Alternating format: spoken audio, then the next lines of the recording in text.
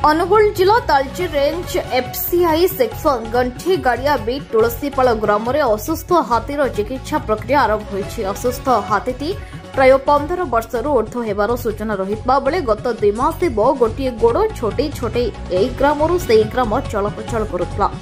गत किछि दिन हेब वन विभाग हाथीर चिकित्सा कराइथिले। आज द्वितीय पर्याय पुणी हाथी को ट्रांकुलाइज कराई आघात पाइथिबारु गोड़ चिकित्सा करा जायछि। एही चिकित्सा प्रक्रिया प्राय 4 घंटा धरी चलिथिला।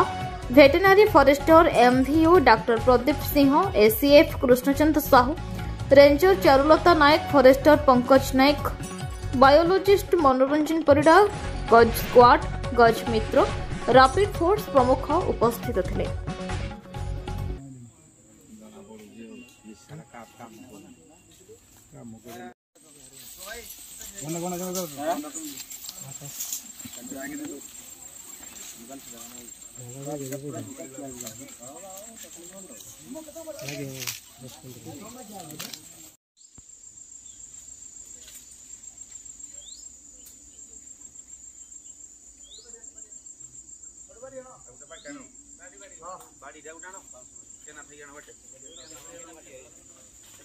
असुस्थ केमी अच्छी तार बयस पाखे कौन होता तार एक्चुअली तार तो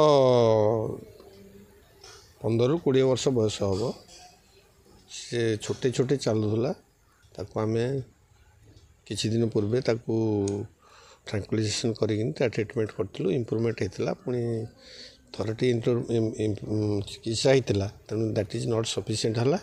तेणु आज आउ थे ट्रांकुलाइजेशन कर संपूर्ण भाव चेकिंग करी तार जो समस्या को पाई चिकित्सा प्रॉपर्ली कराई।